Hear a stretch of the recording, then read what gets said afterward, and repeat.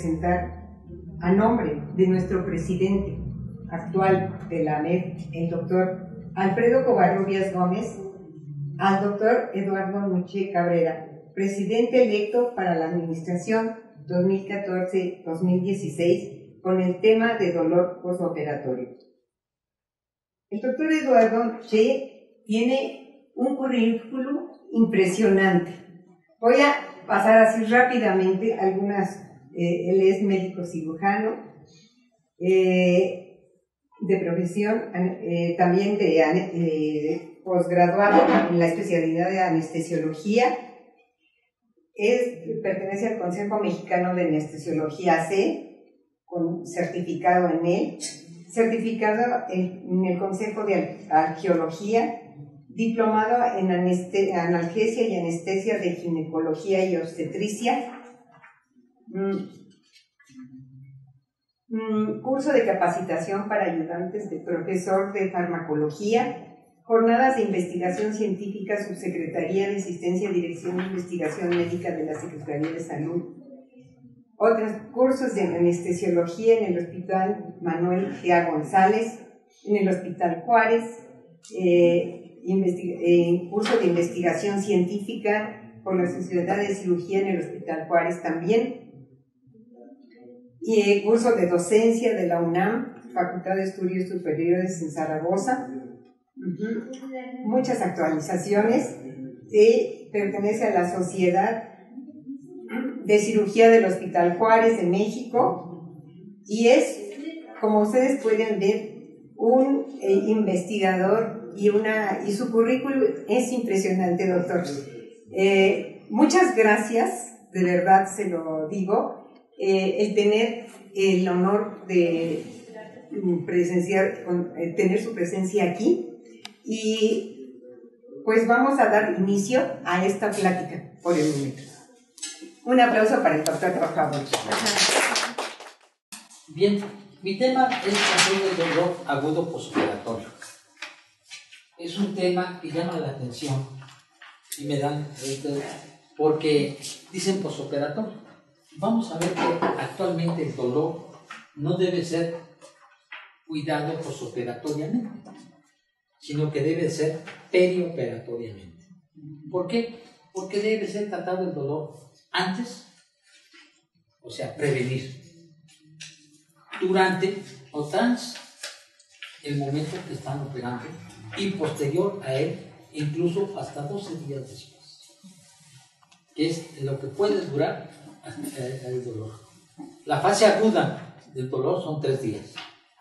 Y lo que vamos a ver, por eso tengo aquí dolor que es una admiración, es una interrogación, está entre comillas, es una línea paralela, está entrecortada y termina con unos puntos suspensivos. ¿Y eso qué nos indica? Que el dolor no es igual para nadie. Aunque muchos dicen, te duele la muela, tómate esto, tómate lo otro, tómate, porque a mí se me quitó el dolor con eso. No, a lo mejor a él no le hace efecto. Entonces, hay una definición de lo que es el dolor agudo, y lo da la IAS, que es el Comité de Taxonomía, y es de la Asociación Internacional para Estudios del Dolor, y nos define al dolor agudo precisamente como una desagradable y compleja experiencia sensorial, perceptible y emocional desagradable, relacionada con respuesta autónoma producida por daño o estructuras somáticas o viscerales, soma, cuerpo y visceral. Entonces, esa es lo que define la IAS. Pero una cosa es lo que define la IAS, por favor, y otra cosa es realmente lo que es un dolor. El dolor, ¿qué cosa es? Es una experiencia altamente subjetiva para cada. Todos han sentido dolor. Que si no me pueden decir, yo no he tenido dolor. Todos han tenido dolor porque se han picado una uña, se han machucado, se han hecho algo que les ha producido dolor. Y es una experiencia subjetiva y singular para cada quien, para cada paciente, porque así se machuque el mismo dedo, no va a tener el mismo dolor uno y otra persona. Y lo podríamos hacer así, ¿verdad? ¿Y qué es lo que compromete el dolor? Algo importantísimo que va a comprometer aquí, algo que tenemos en el cerebro, que es el sistema nervioso autónomo, ¿verdad? Entonces, es algo complejo, ¿verdad? Al sistema nervioso central, que eso es lo importante. Y de ahí el sistema central va a ir al autónomo y al periférico, que es lo que tienen que ver. Y todos van a tener que ver, porque nos picamos el dedo índice de la mano o el del pie, pero el que da la respuesta es el cerebro y es el que nos va a decir qué es lo que tanto nos está doliendo a cada uno. Sí. Entonces, vamos a ver que en México particularmente se hospitalizan más o menos 4 millones de personas al año. 38% por causas no quirúrgicas, 27% por causas quirúrgicas, 21% de salud reproductiva para la mujer, partos, cesáreas, 8% por accidentes y el 6% por causas no especificadas. Pero todos, el 80% van a tener dolor. Bien, de ellos, ¿qué es lo que pasa? Que más o menos hay 1 millón de cirugías al año en México. Entonces, el adulto mayor es el que lleva más en la parte, que es el 22%, pero de todos ellos, de todos los que se van a operar, el 80% de los pacientes va a tener dolor, ¿verdad? Y este va a ser moderado o severo, dependiendo de cómo va a ser el evento quirúrgico y dependiendo de la respuesta inmunitaria de cada uno de los pacientes, ¿verdad? Y lo más doloroso es que actualmente todavía sigue el PRN. ¿Qué quiere decir PRN? Por razón necesaria. Entonces, si el dolor dice, si el paciente dice me duele, le ponen un analgésico. Si no lo dice, no le ponen nada. Entonces, normalmente es muy insatisfactoria el cuidado al dolor. Entonces vamos a ver que el dolor agudo también puede ser crónico, ¿verdad? Y es lo que nosotros tenemos que cuidar. Entonces existen 2 tipos de dolor. Uno, que es el nociceptivo, y otro que es el neuropático. Y de aquí por favor, el nociceptivo a su vez se divide en 2 tipos, el somático y el visceral. De todo esto es que el dolor varía en intensidad, que puede ser de leve a severo, y todo esto es idiosincrasia. ¿Qué nos va a decir la idiosincrasia? Que eso va a variar por cada uno de los individuos. Pueden tener la misma complexión, pero su respuesta al dolor es muy diferente. Entonces tiene que ver que el sexo, la edad, que nos va a dar la variabilidad y la severidad al dolor en cada uno de los pacientes diferentes, como es el individuo. Entonces el dolor somático, ¿qué va a ser? Nos resulta de la excitación y sensibilización de los sectores en tejidos. ¿Cuáles son estos? ¿Cómo va a ser el hueso, el tejido periarticular, las articulaciones y el músculo?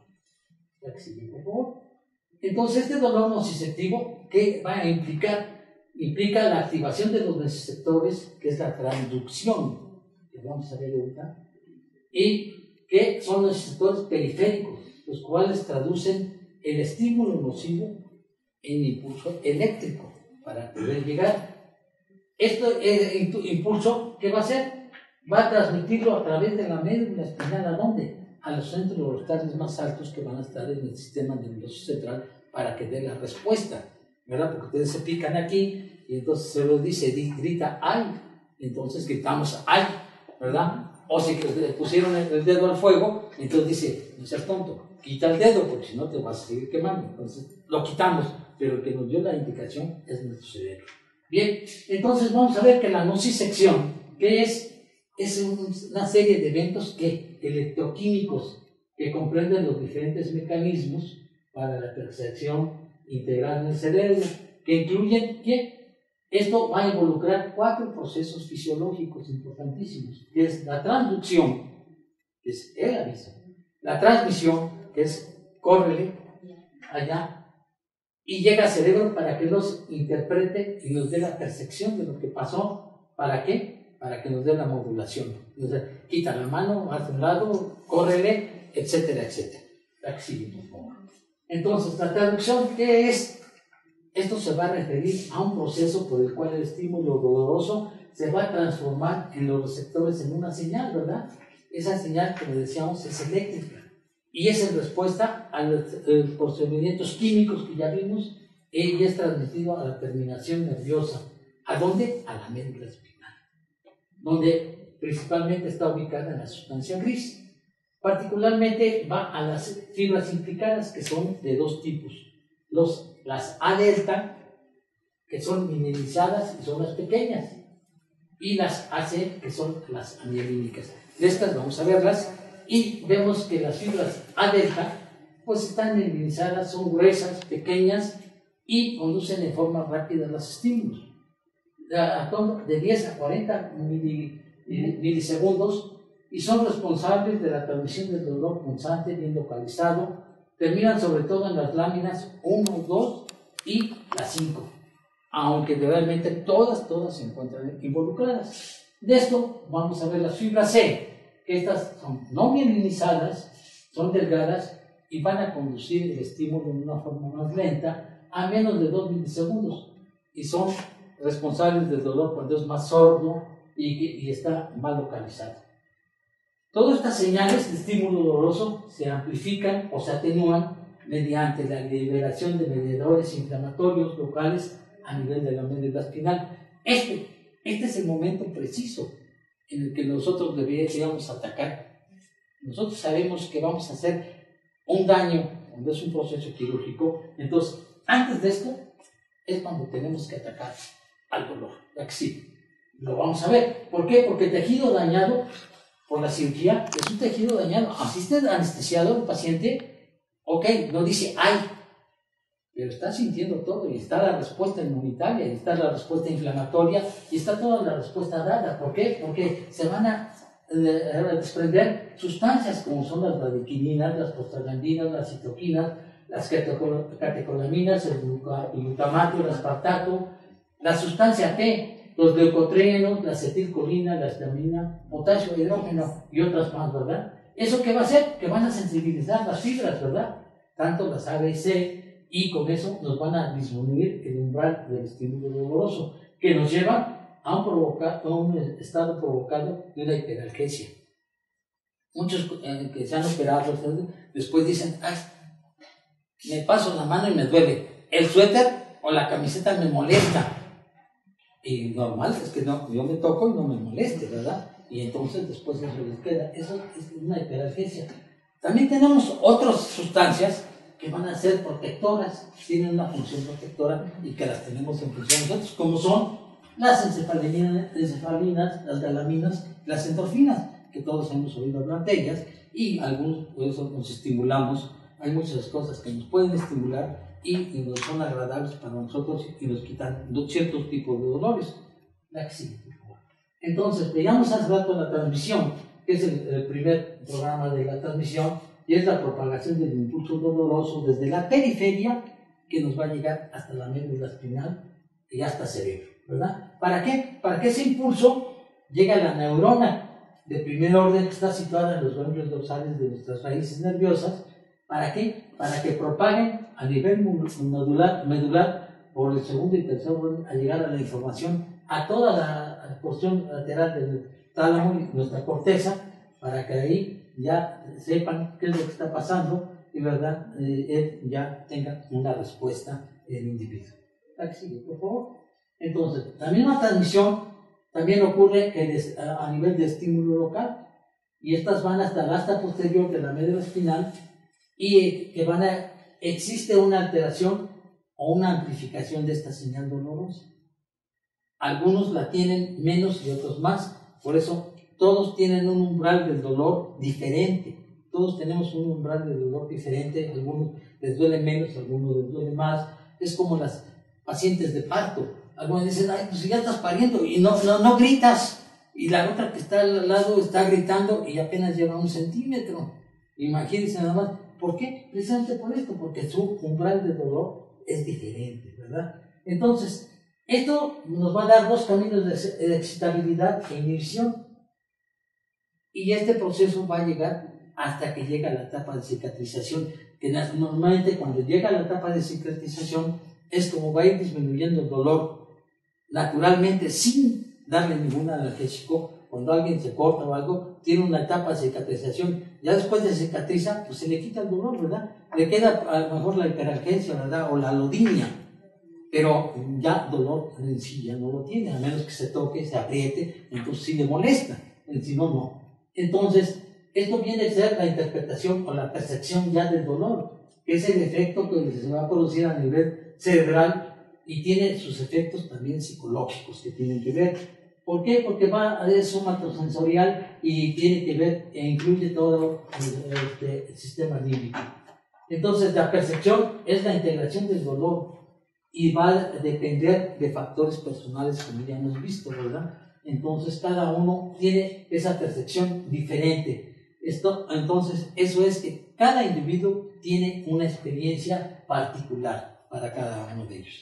El dolor somático, lo vemos aquí, el dolor somático, que es el del cuerpo, ¿verdad? El soma, está bien localizado siempre topográficamente y puede ser constante o intermitente. Esa es la característica, ¿verdad?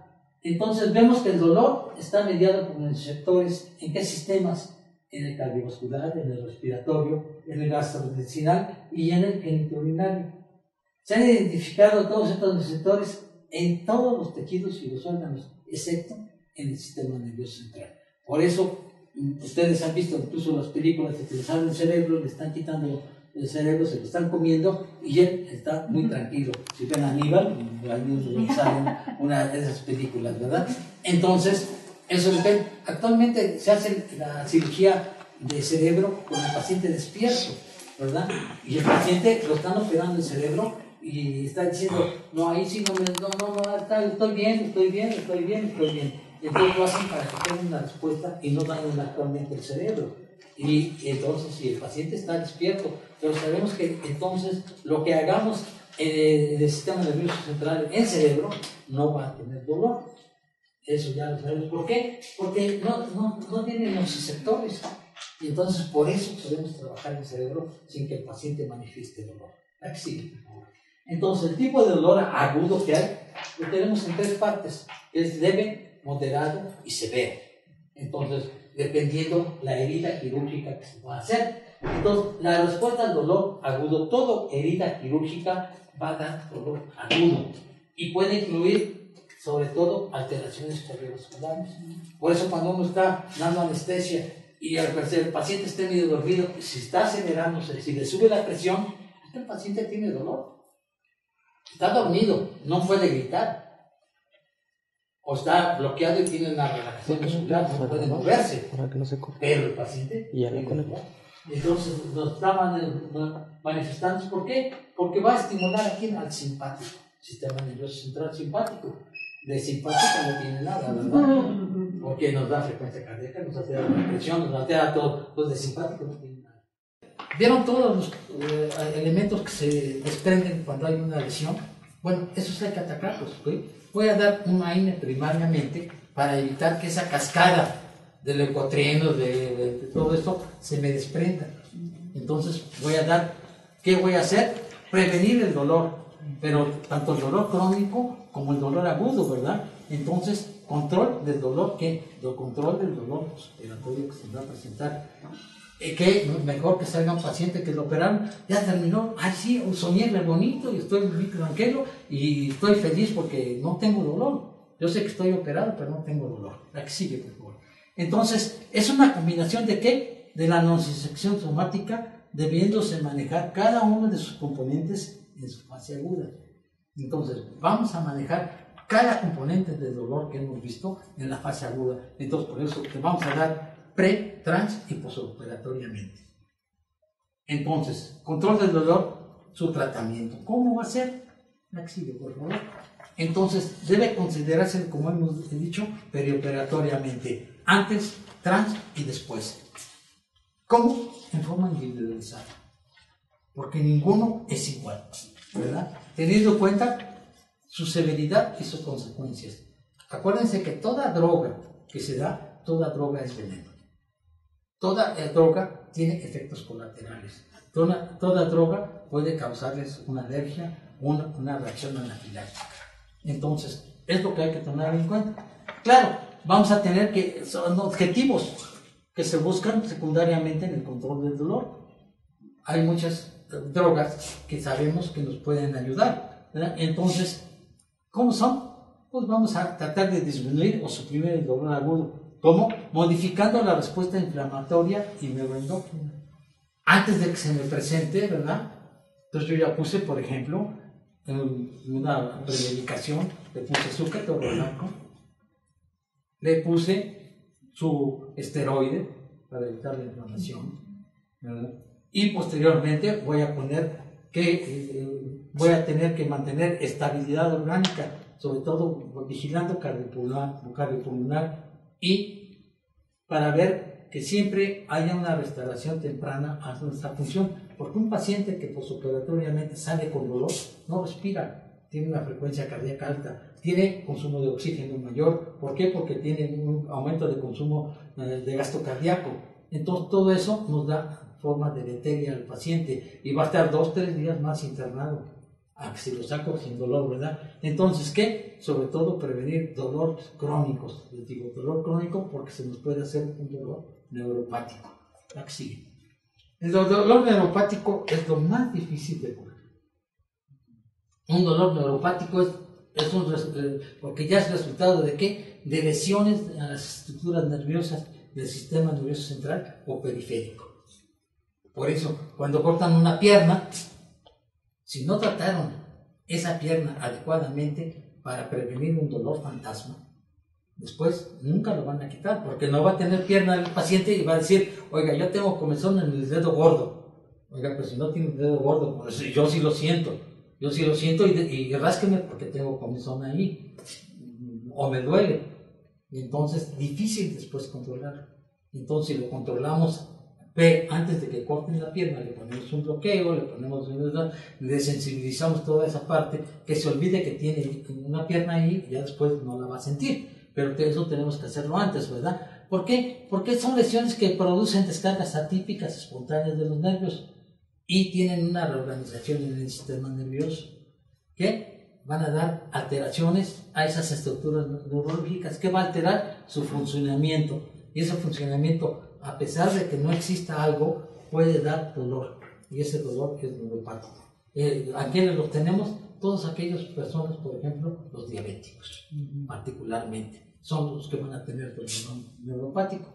Entonces, el tratamiento farmacológico de un dolor neuropático pues, puede ser anestesia local, puede ser sistémica. Se usan los anticonvulsivantes, se usa la carbamazepina, la carbapentina, la fenitoína, el valproato de sodio. Y me van a decir, oiga, pero estos son para curar aquel que está loquito, que está ya deschavetado. Pues sí, pero ya vimos que lo que se deschaveta es el sistema nervioso central, ¿verdad? Entonces tenemos que dar ese tipo de medicamentos para poder actuar. La mipridilina, imipramina, inotriptilina.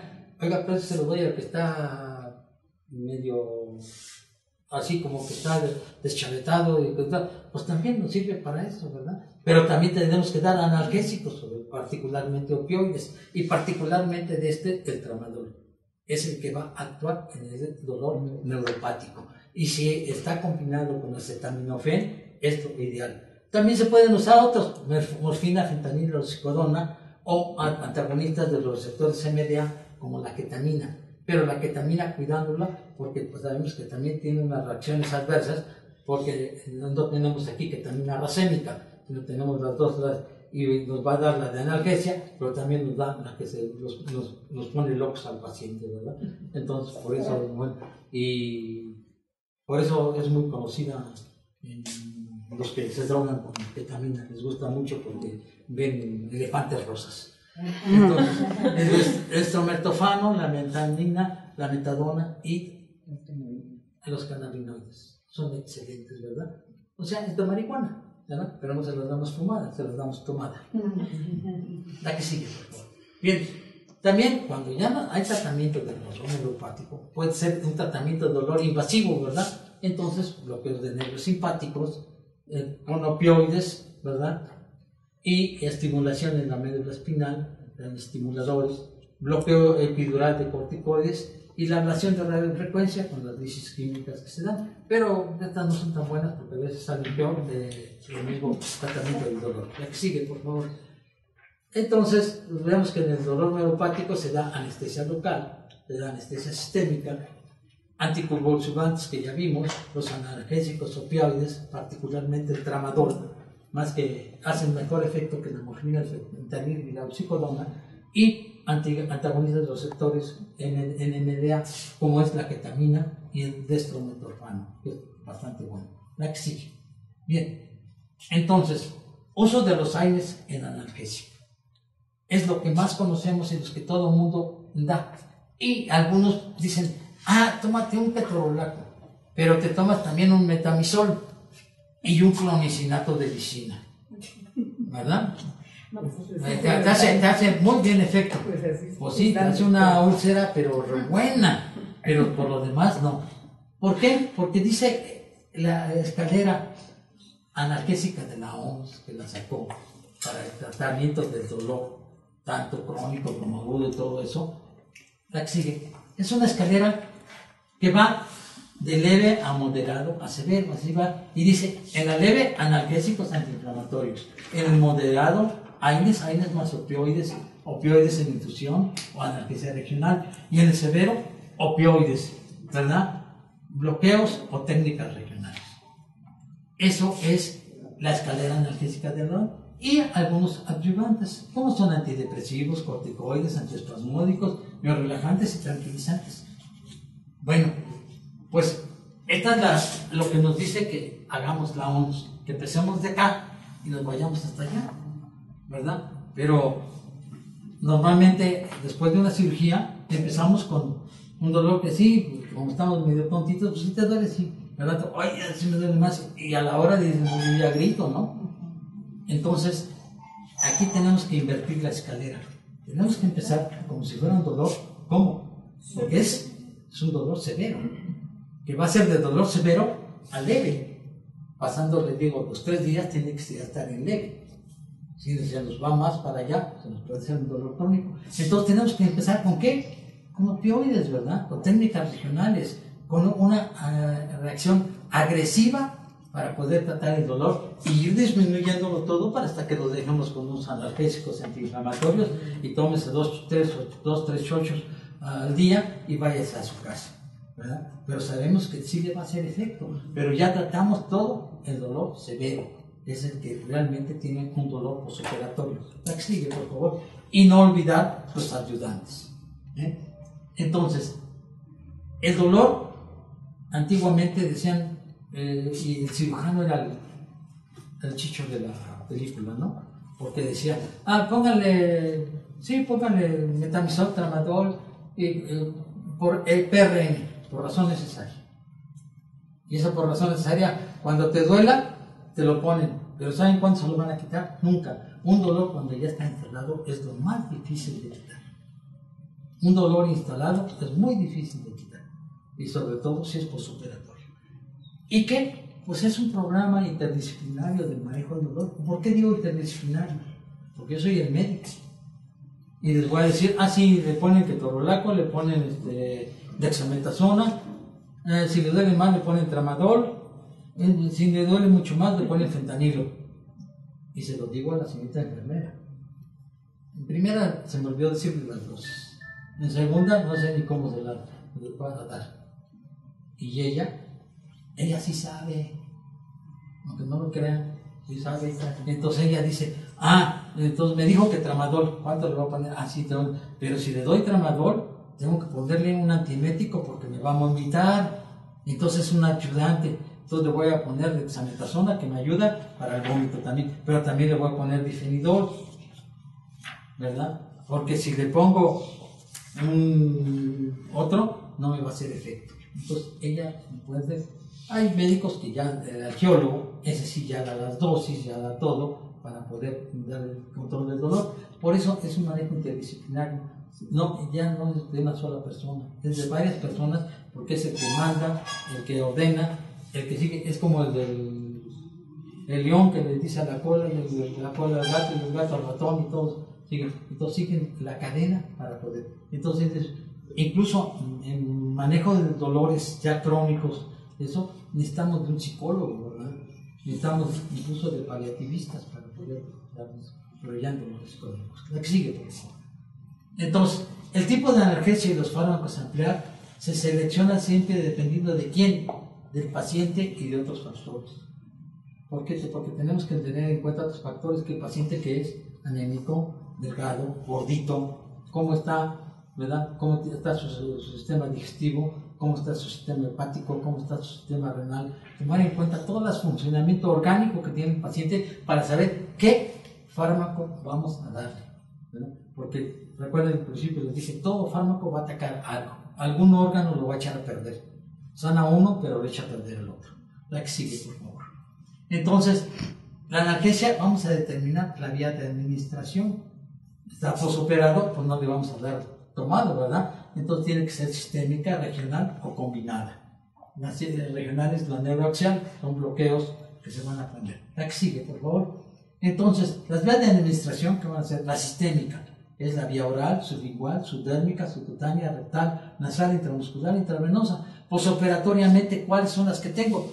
La sublingual, la subdérmica, la subcutánea, la rectal, la nasal, la intramuscular y la intravenosa.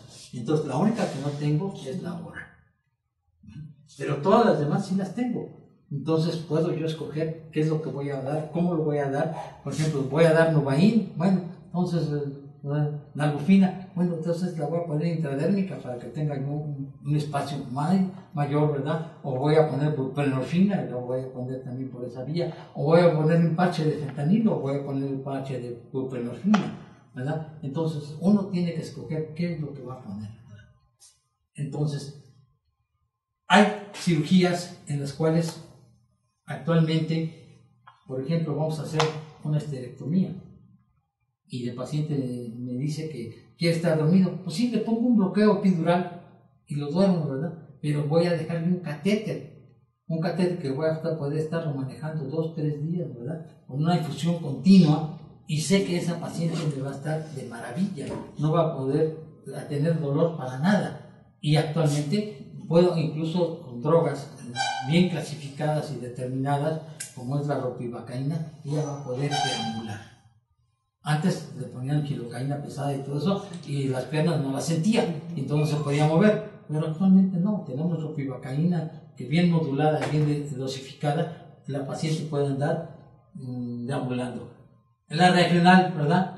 Que tenemos la epidural, que les decía yo, pero tenemos también la paravertebral. A un ladito le ponemos la que es de campo, que le hicieron unos juanetes. Bueno, pues la voy a bloquear de campo y le voy a dejar una duración de 24-48 horas sin que tenga dolor, ¿verdad? La intraarticular o la de plexus, que eso es la regional, la que sigue. Entonces, también puede ser la combinada. Entonces, sistémica más regional, o sea, son bloqueos, pero también va a ser ya con sus dosis que van a estar tomando, y la multimodal, que es realmente la que es más equilibrada. ¿Qué quiere decir multimodal? Pues que vamos a dar AINES, vamos a dar opioides. Estos van a ser los que van a modular tanto el AINE más el opioide, que va a poder dar una menos dosis y un mejor control de dolor. Y además vamos a dar anestésicos locales. No sé, muchos no lo usan, pero al terminar, si vamos a usar una anestesia general y van a operar, le podemos decir al cirujano que antes de que inicie, haga un bloqueo de campo, como si fuera a hacer una incisión con una regional. Eso nos va a quitar la alodinia, ¿verdad? Y la hiperalgesia, que lo vimos al principio. Entonces, el paciente está dormido, cuando digo está dormido, pero el cuerpo sí lo siente, ¿verdad? Y da la reacción inflamatoria. En cambio, si lo infiltramos, no va a haber esa reacción inflamatoria, no va a haber entonces esa respuesta de vimos todos esos químicos que salen, no va a haber esa respuesta, y entonces nos va a dar una mejor. El paciente va a despertar y va a decir, no, pues no me hicieron nada, oiga, ¿a qué horas empezamos a operarme? No, ya terminamos, ¿verdad? Entonces, ¿qué es lo ideal? La que sigue, por favor. Entonces, esa es la mejor, ¿no? La analgesia sistémica puede ser administrada con AINES y opiáceos, ¿verdad? pero nunca dar 2 años. Nunca dar 2 años. O sea, les digo, muchos producen eso y lo único que van a dañar es el órgano gastrointestinal y el riñón. Y a lo mejor el hígado también, ¿no? Pero es lo único que van a dañar, porque va a tener una buena úlcera, pero no se va a quitar el dolor. Además, al rato va a tener dolor porque tiene ya la úlcera. Entonces, en eso que hay que tener cuidado. Nunca dar 2 AINES. Entonces, se puede dar un AINE y un opiáceo, más la Nevaxel. La que sigue, por favor. Entonces, ¿qué es lo que tenemos que ver? Siempre evitar los efectos colaterales que van a tener los analgésicos. ¿Qué van a ser? La intolerancia, la gastritis, la náusea y puede llegar hasta el vómito. La que sigue, por favor. Bien, la regional, ¿con qué la vamos a manifestar? Con anestésicos locales, como ven, tenemos la lidocaína, la bupivacaína, la ropivacaína, que actualmente es la mejor, ¿verdad?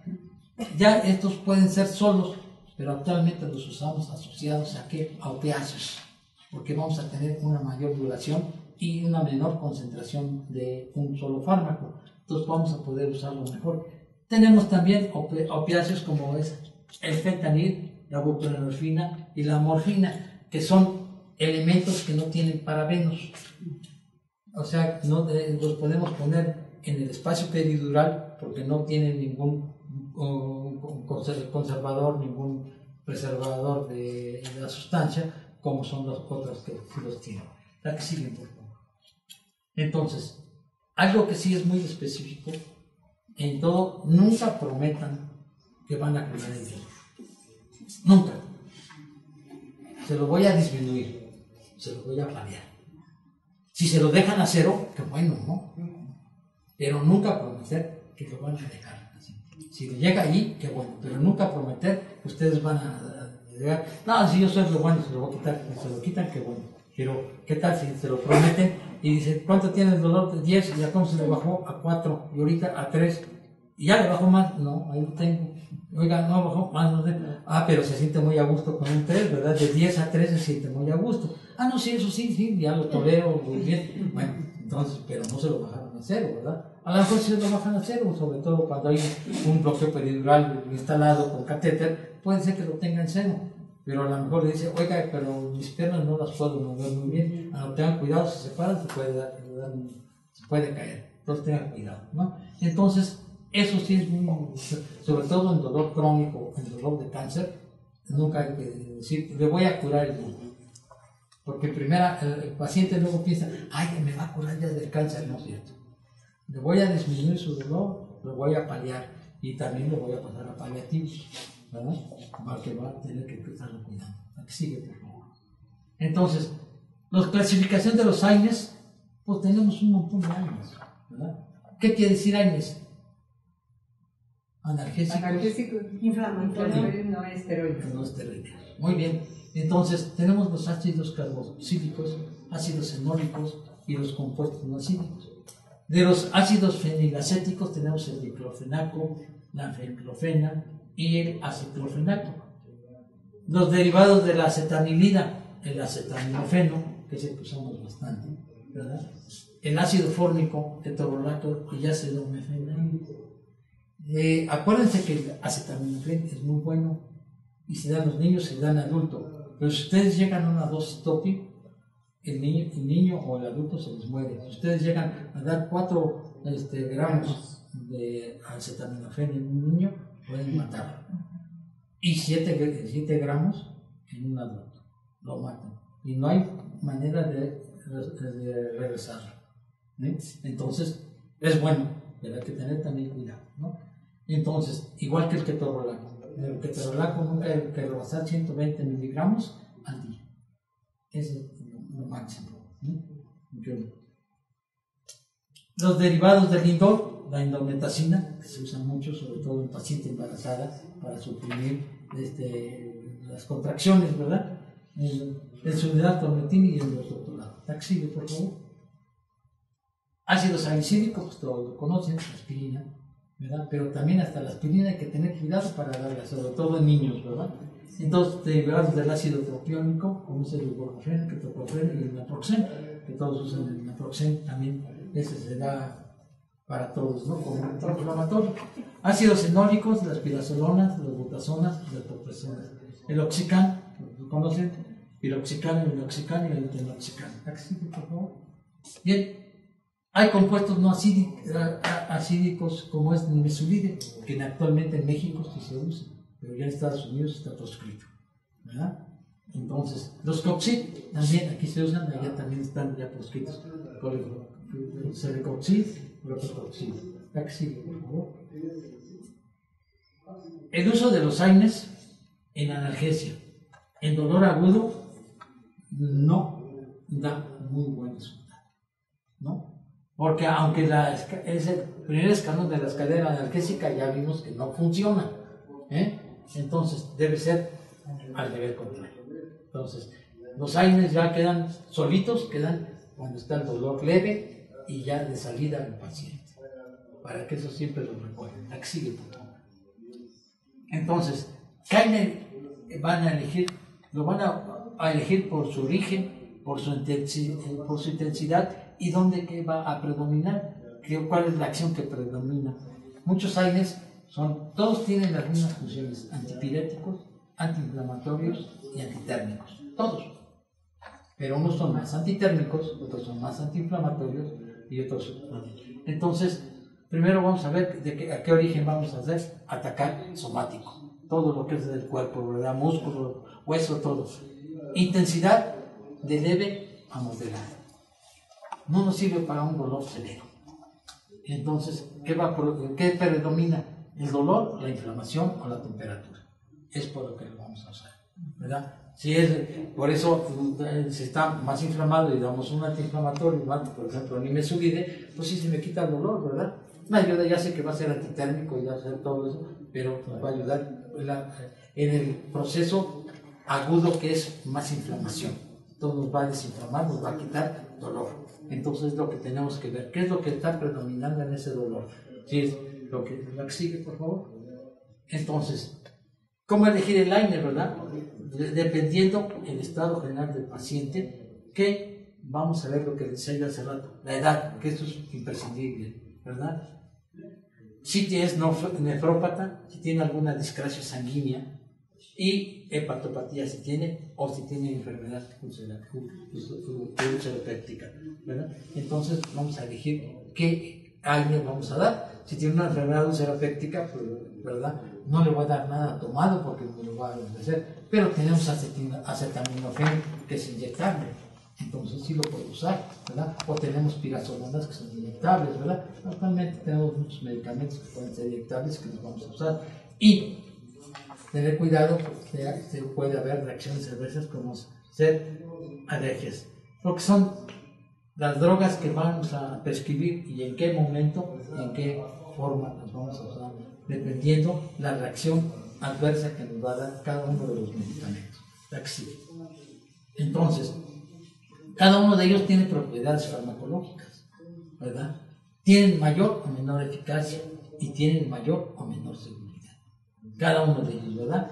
Entonces, vamos a ver las propiedades farmacológicas, lo que acabo de decir, si es más antiinflamatorio, es más analgésico o es más antitérmico, ¿verdad? Entonces, la eficacia va a variar de uno a otro. Por ejemplo, tenemos un dolor de pancreatitis, tenemos algo de dolor visceral, y entonces todos dicen, visceral, pues dale fentanil, pues eso es bueno. Y le ponen 1 litro y no se le quitó el dolor. Y alguien dice, oye, me dijeron que, ¿cómo se llama? Buscapina compósito. Buscapina compósito. Le dan, se le quitó el dolor como de magia, ¿no? Oye, pues si le dolía la panza y el otro era bien fuerte. Pues sí, pero el otro no es para dolor somático, ¿verdad? Y este era un dolor, ¿qué? Visceral. Entonces, ¿qué le dimos? Un relajante de músculo liso, como es de la fenilidaldoína, entonces, y le damos metamizol. El metamizol es analgésico, pero también es un relajante, ¿verdad? Entonces, tiene un cólico porque se le clavó un litro de ahí exactamente. Entonces, pues le vamos a dar, relajarlo, metamizol con buscapina, y entonces el paciente va a venir, y 2 litros de agua, ¿verdad? Para que salga eso rápidamente. Panclasa y Retina. Entonces, eso es lo que tenemos que estar viendo en cada uno de los fármacos para poder curar un dolor agudo. La que sigue, por favor. Entonces, estas son las sugerencias para la administración de AINES. Los AINES tienen siempre un efecto techo. No es como la morfina. Esa le podemos poner un montón de morfina, ¿verdad? Entonces, lo ponemos a todo dar, pero siempre le quita el dolor. Ya ven que en las películas dicen los soldados, me hirieron, ponme morfina, ponme más. ¿No? Porque me siento a todo dar. ¿Por qué? Porque no sobrepasar las dosis máximas establecidas. Como decía yo, de ketorolaco, muy bueno, pero hasta tiene un efecto nada más, ¿no? Porque si no, después vienen las reacciones adversas, que son lo que no. Entonces, la unión de 2 AINES, no. ¿Por qué? Porque solo nos va a sumar, ¿qué? Efectos secundarios, pero no mayor analgesia, para nada. Y a mayor tiempo de dar, los AINES no se pueden dar por más de 3, 4, 5 días. ¿Por qué? Porque después vamos a tener efectos deleterios. Damos mucho AINE, pues vamos a tener gastritis, después va a ser úlcera, va a tener problemas renales, va a tener problemas hepáticas, va a tener problemas de displasia sanguínea, ¿verdad? Y algunos los usamos para eso, ¿verdad? Por ácido acetilsalicílico, pues usamos un poquita dosis, pero para que las plaquetas no se hagan bolas y no tengamos problemas, ¿verdad? Entonces, nunca sobrepasar las dosis máximas establecidas que ya hay. Y si tenemos que usar AINES por mayor tiempo, rotarlos, ¿verdad? Por favor, para que se puedan rotarlos, sobre todo en sus propiedades farmacológicas. La que sigue, por favor. Entonces, vuelvo a repetir que el programa interdisciplinario de manejo del dolor debe de ser siempre de gentes, ¿no? De gentes de enfermera, médico, incluso hasta la trabajadora social luego interviene para esto, ¿verdad? Porque dice, es que no, ketorolaco te dieron, no tenemos ketorolaco, pero tengo metamizol, no tengo aquí acetaminofén, creo que te sirve, ¿no? ¿Verdad? Entonces ya está usando ella también su manejo. Aquí sigue, por favor. Entonces, estas son no es una receta de cocina, son sugerencias de fármacos y dosis que se pueden dar. Aquí sigue, por favor. Por ejemplo, AINES por vía oral. No tenemos aquí las dosis por miligramo, kilogramo en pediatría, el horario de horas y la dosis máxima en miligramos que se puede dar en 24 horas.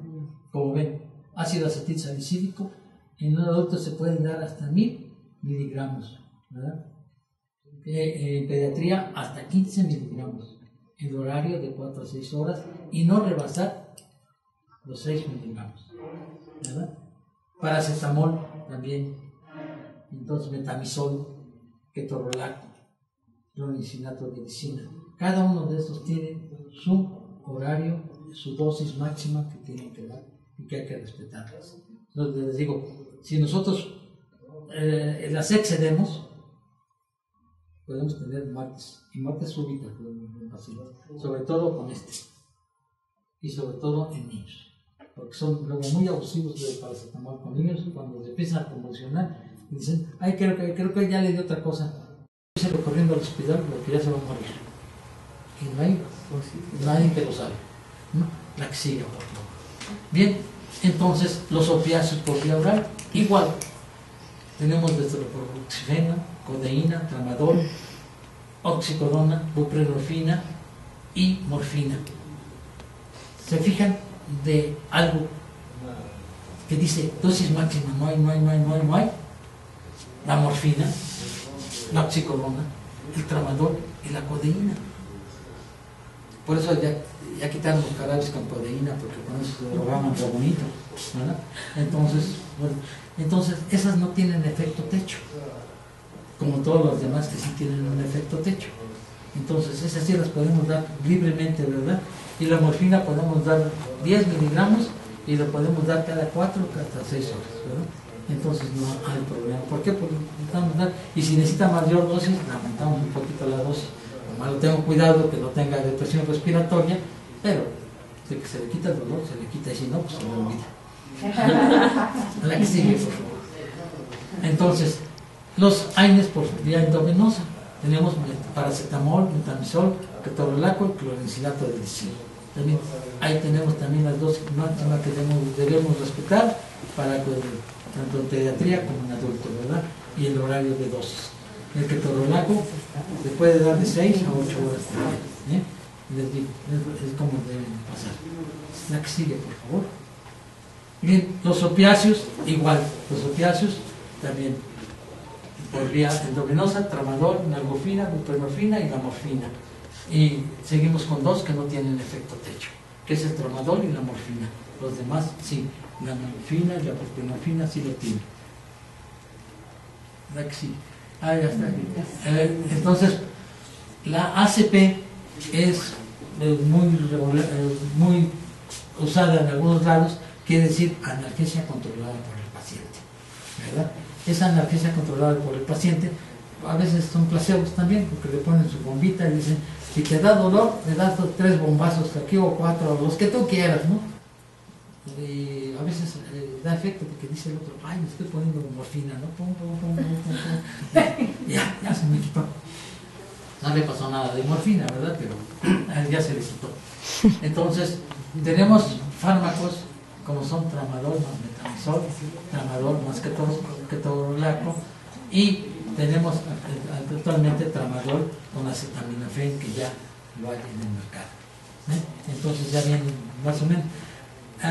A veces las tabletas ya vienen con dosis específicas que a veces no son tan buenas las dosis y se nos puede dar un fármaco más que otro. A veces es mejor darlas por separado para controlar bien específicamente la dosis que se debe dar al paciente para que esté en condiciones adecuadas. La que sigue, por favor. Esta es la que particularmente prefiero más para un control del dolor postoperatorio, porque es la vía peridural. La vía peridural prácticamente les deja un control de dolor a cero, ¿verdad? Más endovenoso, y sobre todo si se usan algunas más. Entonces estos son los fármacos que se pueden dar. La que sigue, por favor. El peridural, los opiáceos que se pueden usar es morfina y fentanilo. También se puede usar la buprenorfina, también se puede usar en estos casos. La que sigue, por favor. Se pueden usar actualmente, ya tenemos bombas en las cuales podemos controlar muy bien el paso desde la concentración que nosotros queremos dar a un individuo. Antes no se podía porque pues, no podíamos calcular los nanogramos y demás, que medidas tan pequeñas. Actualmente se puede hacer porque tenemos formas de infusión. Entonces, los fármacos que más se usan para dar infusión son tanto el fentanilo, la morfina y la buprenorfina. La que sigue, por favor. Entonces, hay un individuo, se dice el milagro, ¿no? Pero no se dice el santo. Entonces, que yo lo admiro. Lo admiro porque nunca revisa a sus pacientes después de 8 días o 15 días o un mes. Pero fíjense nada más lo que pone para control del dolor postoperatorio. Y lo pone para cirugía severa de ortopedia. Bueno, ya lo dije ortopedia, ya dije que eso. Bueno, 200 miligramos de ketoprofen, 16 miligramos de dexametasona, 120 miligramos de ketorolaco. Y le pedí permiso de poner su fórmula porque para él es maravillosa y le da muy buenos resultados. Pero digo, nunca he visto un paciente después de 3-4 días. Aforados a 500 o 1000 mililitros de solución salina a pasar en 24 horas. Todo esto. ¿A quién creen que está afectando aquí? El riñón. Particularmente el riñón. O sea, nunca le ha hecho una prueba de riñón a sus pacientes, ¿verdad? Para ver cómo ha quedado. La que sigue, por favor. Entonces, eso es lo que no hay que hacer. Entonces, la analgesia preventiva. ¿Qué vamos a usar en la analgesia preventiva? Antes de empezar cualquier cosa, media hora, 1 hora antes de iniciar una cirugía, cuando es programada, podemos dar esta analgesia preventiva. porque vamos a dar ketorolaco 60 miligramos. Sabemos que es la dosis de impregnación, sabemos que vamos a tener una protección por de 6 a 8 horas. Y vamos a evitar toda la cascada inflamatoria que vamos a tener. Entonces estamos protegiendo ahí ya a nuestro individuo. Vamos a dar gabapentina 400 miligramos. ¿Qué nos está protegiendo la gabapentina? La hiperalgesia, ¿verdad? Entonces es la lodinia. O la infiltración, ¿verdad? También ese es el momento de operar, vamos a poder poner. Transoperatoriamente, tramadol, unos 100 miligramos intravenosos en infusión también. Siempre, el tramadol siempre se debe dar en infusión, a menos que sea intramuscular o intradermico. La infiltración local, particularmente con ropivacaína, pero si no es ropivacaína, tiene ropivacaína, tiene gilocaína, tiene gilocaína simple y gilocaína con epinefrina, ¿no? Entonces, pero la ropivacaína sería lo excelente. Después, continuar la analgesia, si es con AINES, analgesia horaria, no por razón necesaria. Sabemos que ya tenemos nuestras horas que van a ser los 10, entonces dásela cada 6 horas, cada 8 horas, lo que sea, pero siempre por horario, ¿verdad? Y es que dice, es que ya no le duele, ¿para qué se la doy? No, no le duele porque tiene efecto del fármaco. Si yo se lo quito, le va a dar dolor. Y si le da dolor, le voy a dar el fármaco y no se le va a quitar el dolor. Entonces ellos, si lo tiene ahorita en 10, pues se le va a bajar a 4, a 5, pero si lo tenía yo en 0, no me va a regresar a 0.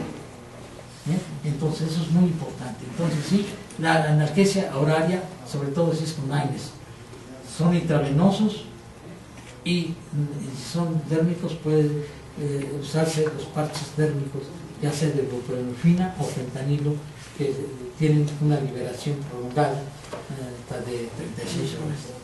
La que sigue, por favor. Pero en los parches, cuando ponemos un parche, sabemos que el parche va a empezar a hacer efecto a las 8 o a las 12 horas. No va a ser de que puse el parche y ya está haciendo efecto, no. Entonces también tenemos que tener cuidado. Entonces, la analgesia preventiva siempre con AINES, ¿verdad? La transanestésica puede ser con bloqueo peridural o también al final una infiltración local con ropi, con bupo y con gilio, y sobre todo es muy bueno si la combinamos con opiáceo, ¿verdad? Particularmente fentanilo o morfina más el anestésico local. Continuar la analgesia peridural con ropivacaína más fentanilo y los AINES siempre por horario.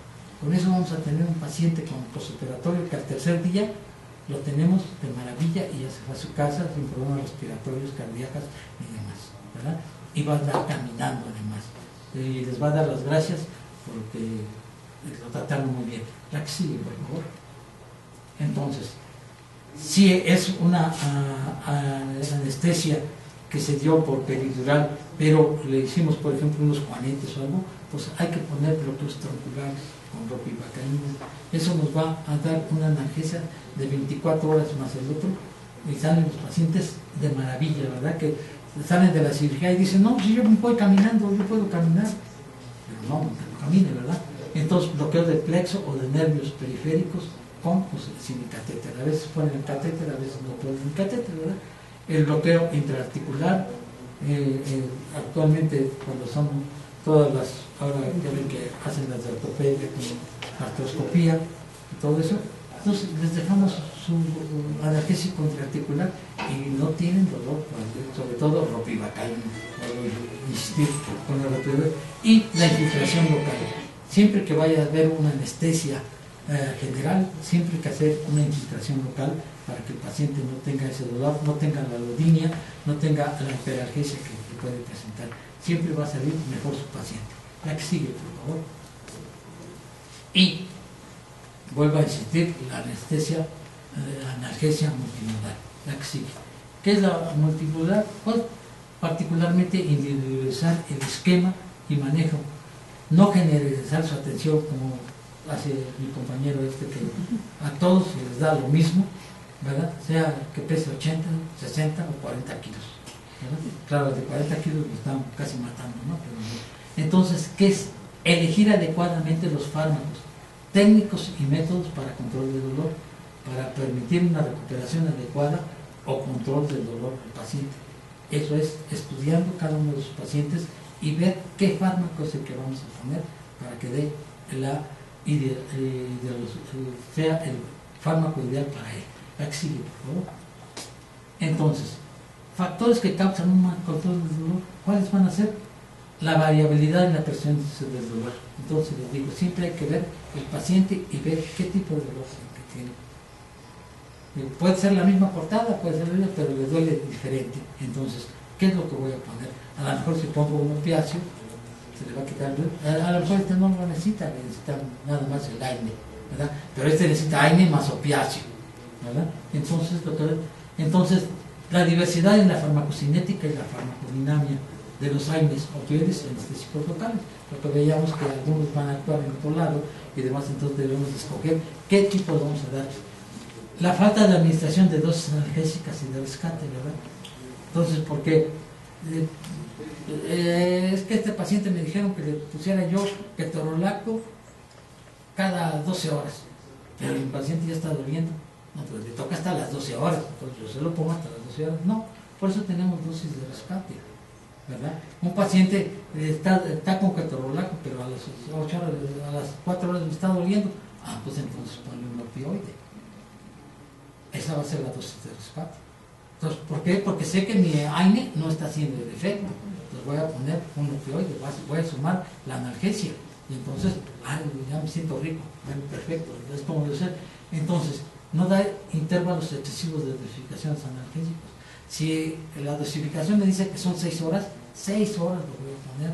No le voy a dar, es que, híjole, no, dáselo cada 8, o dáselo cada 12 horas, ¿no? Pero yo sé que ya a las 12 y es cada 6, pues ya tiene 6 horas sin protección, ¿verdad? Y lo que les digo, si un dolor postoperatorio se presenta, para que lo quiten es muy difícil. Bueno, algunos, ¿por qué no dan opioides? Y no, menos morfina, porque es que se va a hacer drogadicto. No se hace drogadicto, hombre. Ten cuidado. Entonces, no tengan temor a los opioides, ¿verdad? Y nunca darte dosis insuficientes. No, pero es que le tocan 10 miligramos de morfina, pero no se me vaya a hacer drogadicto, ponle 3. Pues mejor no le pongas nada, ¿verdad? Entonces, que no sean dosis insuficientes.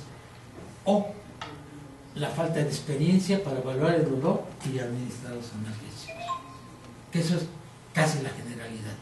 Porque les digo, el cirujano luego dice, muchacho, no, dolor cualquiera lo quita, hombre, no. Además, cuando yo opero una mama nunca me duele. No, a ti no, pero a la paciente sí, ¿verdad? Entonces, y la última, todo eso que está aquí es falta de responsabilidad. Siempre hay que ser responsable con nuestro paciente y lo que estamos haciendo. Si perdemos la responsabilidad, perdemos paciente, perdemos dinero y perdemos hasta los clientes. La que sigue, por favor. Entonces, aquí me van a decir por qué no empezó con esto en vez de darnos toda la vuelta. Entonces, el dolor, ¿qué? Es nociceptivo, hay un daño tisular, puede ser agudo. Aquí va a tocar somático y neuropático. Ese nociceptivo puede ser neuropático y el nociceptivo va a ser somático porque tiene varios procesos fisiológicos. La transducción, la transmisión, la modulación, la percepción, todo eso que va a atacar fibras A y C. El mismo dolor nos va a hacer que va a soltar todas estas sustancias como son las bradykininas, prostaglandinas, citoquinas, catecolaminas, todas las que ya vimos, y esto que nos va a dar hiperalgesia. Estos neurotransmisores pueden ser tóxicos incluso a dosis altas y algunos tienen funciones neuroprotectoras, que por eso algunos tienen menos dolor que otros. ¿Por qué? Porque tienen más endorfinas que otros. ¿Qué es una endorfina? Es un opiáceo. Es un opiáceo que nosotros estamos produciendo. Nosotros mismos lo producimos y después nos sentimos ricos. Por eso cuando ustedes se ríen, están produciendo endorfinas, por eso se sienten a gusto. ¿Por qué? Porque es un opiáceo que les está circulando y se sienten con fibra, están en una fiesta y están galaminas y endorfinas y se sienten a gusto. ¿Por qué? Y no necesitan alcohol. Ustedes mismos están produciendo sus endorfinas, están produciendo sus opioides, están dándoles felicidad. La que sigue, por favor. El dolor también va a estar con nuestros sectores cardiovascular, respiratorio, gastrointestinal y multiorinario, ¿verdad? Algo importante son las escalas de evaluación visual análoga. Eso que son las escalas para poder ver cuánto tiene de dolor. Y si el paciente me dice que tiene 10 y se lo bajo a 3, excelente. Se lo bajo a 0, maravilloso, ¿verdad? Entonces el dolor que puede ser agudo, leve, moderado y severo. Y que siempre determinar la causa. Siempre determinar la causa para poder dar el tratamiento. ¿Por qué? Porque puede haber hiperactividad autonómica sobre la tensión arterial, la frecuencia cardíaca. Acuérdense que si hay sudoración, va a haber una vasoconstricción y es un paciente que se nos está yendo si no lo tratamos adecuadamente, ¿verdad? Todo paciente que tiene sudor frío y saladito, ¿verdad? Y que lo tocan y dice, pues está sudando pero está bien frío, pues aguas, ¿verdad? Porque se nos está chocando y se nos puede estar ahí. Y cuidar que el dolor, que sea posoperatorio, no se vuelva crónico, ¿verdad? ¿Por qué? Dar un tratamiento sistémico, regional, combinado, multimodal. Todo eso tiene que ser perioperatoriamente para controlar el dolor. Si no lo damos perioperatoriamente, no vamos a poder controlar un dolor posoperatorio.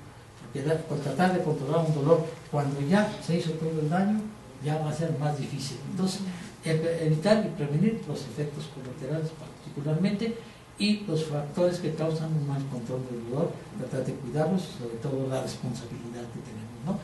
Y lo que les decía yo, nunca decir que curaron un dolor, pero sí que lo paliaran. La que sigue, acuérdense de esto, lo peligroso no es la droga, sino que la administra. Si no tiene conocimientos de una droga, no va a saber cómo darle. Voy a dar morfina a pasto, voy a dar ketamina a pasto porque dicen que se repita. No, hay que tener conocimiento exacto de la droga que voy a manejar. Si manejo una o manejo dos, pero que las maneje yo excelentemente bien, para que puedan manejarlas. Y así que la tenga yo al dedillo. Ya vieron que hay muchos, de muchas formas, pero apréndanse una, dos y manéjenlas, pero muy bien, para que puedan hacer un control del dolor, para que no vayan a fallar a la hora de la administración. Y con todo esto, la que sigue, por favor. Bueno, muchas gracias. ¿Alguna duda, alguna sugerencia? Si es un paciente que me llega con apéndice y ya le hice el diagnóstico de apéndice y se va a operar ahorita, entonces sí ya puedo poner mi control de dolor con opiáceos. Entonces ya pongo, ¿por qué? Porque ya sé que van a quitar la causa. Pero no me voy a esperar 24 horas para ver si lo operan o no. No, me lo van a operar ahorita, ya va a entrar a quirófano. Ok, ahí van mis opioides porque son de efecto rápido, pero aparte le pongo su AINES para que tengan también. Esto es para eso, ¿verdad? Estas sugerencias son para un dolor de control de dolor postoperatorio, no de una enfermedad, de una afección patológica. Si la hay, primero hago el diagnóstico y entonces ya, si va a ser quirúrgico, entonces sí ya empiezo con el tratamiento del dolor postoperatorio. Digo, perioperatorio. Gracias. Con eso cuando tengan una duda sobre todo de alguna víscera, nunca den analgésicos. Nunca den analgésicos. Tengo dudas si eso es un apéndice, pues primero hago el diagnóstico bien y después le pongo antibiótico y le pongo analgésico. Si no tengo estos, porque a lo mejor, si es mujer, peor tantito, porque ¿qué tal si es una torsión de ovario? Bueno, de todos modos se va a operar, ¿verdad? Pero tengo que estar seguro. Porque si yo le doy un analgésico y dice, no, ya se me quitó. ¿Cuántas veces lo hemos visto con un paciente que llega con un cólico vesicular? Le quitan el dolor y dice el paciente, no, pues ya no me opero, ya no me duele, y vámonos. Y llega a los 3-4 días con una peritonitis porque se reventó el negocio. Entonces, cuando hay un dolor de ese tipo, no dan analgésicos hasta no tener un diagnóstico de certeza. ¿Alguna otra pregunta? Sí, doctora, se había hablado de hacer la analgesia antes del periodo preoperatorio. En su experiencia, ¿con cuánto tiempo anterior? Por ejemplo, poner un bloqueo 1 o 2 días antes de una cirugía. La experiencia que he tenido a este respecto, porque se hablaba mucho de ese aspecto. Por ejemplo, si yo voy a tener un paciente que le van a cortar una pierna, yo sé que ese paciente puede tener dolor de miembro fantasma. Entonces sí pongo un bloqueo de vibular y una infiltración. Puedo ponerlo hasta 24 horas antes, para que ese paciente se le olvide a nivel central que existe esa pierna. Porque con el bloqueo le voy a quitar toda la sensibilidad, ¿verdad? Y le voy a infiltrar para que se pierda la noción de eso. Incluso voy a dar inmunomoduladores, como esta gabapentina, ¿verdad? Entonces voy a darlo y voy a poder, a lo mejor doy carbamazepina y doy el tipo de olivipramina. ¿Por qué? Para que se le olvide a ese señor todos sus problemas. Después, cuando le corten la pierna, no va a tener este dolor del mismo fantasma. Es cuando se usa el analgésico. Cuando es para preoperatorio inmediato, por una apéndice, por todo eso, se puede usar 1 hora antes los analgésicos, los AINES, particularmente AINES y antiinflamatorio como es un esteroide, para inhibir toda esa cascada que se va a liberar, entonces inhibirla, y entonces no vamos a tener la modulación de que se presente el dolor, la hiperalgesia o la lotingia. Muy bien, doctor. Muchas gracias. Qué pena, un comentario. Qué pena que todavía, a pesar de tener todo esto, seguimos viendo en los grandes hospitales que no hay una analgesia y anestesia adecuada. Mire, desgraciadamente, lo que yo platicaba hace rato al inicio con usted, de que el médico en general cree que cura el dolor y todo el mundo quita el dolor, ¿verdad? Y te duele la cabeza, sí, tómate, no metamizol. Todo el mundo cree que quita el dolor, pero en primera no hace semiología del dolor. Es lo principal. Una semiología del dolor, primero hay que hacer una semiología del dolor, un interrogatorio y todo lo demás, para determinar lo que decía yo, determinar la causa del dolor. Si ustedes determinan la causa del dolor, pueden tratar el dolor. Si no tienen la causa, me duele el estómago. Lo que les decía yo, tómate este chocho, fentanil, un ibuprofeno. ¿Le va a quitar el dolor del estómago? Pues no, nunca. ¿Verdad? Porque como decía la doctora, hay que dar un antiespasmódico, ¿verdad? Para poder quitar eso. Entonces, siempre hay que hacer la semiología del dolor para poder quitar. Desgraciadamente, como decía yo, el médico cree que sabe todo el dolor. Y no es cierto. Actualmente sabemos que el dolor es un capítulo aparte. Es un capítulo aparte y hay que saberlo manejar. Y por eso actualmente ya le están dando su lugar tanto al anestesiólogo como al angiólogo, de que desgraciadamente a veces un paciente que tiene dolor y se le vuelve crónico porque el primero que vio le dio todo lo que quiso darle, pero nunca le quitó el dolor. Y ya cuando no puede dice, mira, vete con aquel cuate porque es mi enemigo y porque me quita muchos pacientes, entonces vete con él porque él dicen que sí sabe de dolor. Entonces a veces te lo quitan, así como retándolo, una vez te lo quitan, ¿no? Y ya lo mandan con el angiólogo. Y es cuando lo mandan, cuando ya lo torearon 20, 30 veces, ya le dieron de todo, no le pueden quitar el dolor. Y llega uno y dice, ¿tienes dolor? ¿A dónde? Aquí, sí. Ya se me quita. Porque al otro nunca se le ocurrió que con una infiltración le podía haber quitado el dolor, ¿verdad? Una infiltración con un anestésico local, con un esteroide, se le puede quitar el dolor, ¿verdad? Pero teniendo primero el diagnóstico. Doctor, una pregunta. ¿Cuál cree usted que sea la mayor falla en cuanto a nuestros doctores en los hospitales de que no se dé un buen tratamiento de dolor? En primera, porque no ven a sus pacientes. Salen y se lo dejan al residente. Y el residente es el que primero que ve. Difícilmente dan manejo de dolor de ellos. ellos no lo manejan y sobre todo ponen el primer analgésico que se les ocurre. Si ahorita está de moda el metamizol, ponían metamizol. Si ahorita está de moda el ketorolaco, ponen el ketorolaco. En primera, no ponen dosis de impregnación, particularmente. No lo usan, como te decía yo, usan el analgésico cuando ya se presenta el dolor, que te dije. El dolor cuando ya está instalado, difícilmente lo bajas a cero. Sí. Tienes que tratarlo antes. Ellos nunca tratan el dolor antes, lo tratan después. Esa es una de las razones. Después de claro, hay ocasiones en que llega el paciente con dolor, llega con un dolor de muelas, ¿no? Y hay que quitarle el dolor. Y fíjate un dolor de muelas, a ver cómo te quitas el dolor. Difícilmente quitas un dolor a cero. Lo calmas, pero no lo quitas. Y más si es una infección, hasta que no te abran todo eso, te lo dejan liberado, todo eso, ya te calma el dolor. Entonces, normalmente es por la trabajo. La falta de responsabilidad y desconocimiento de los analgésicos. Porque no saben interpretar qué es lo que necesitas. Si es un antitérmico, si es antiinflamatorio o si es algo como analgésico.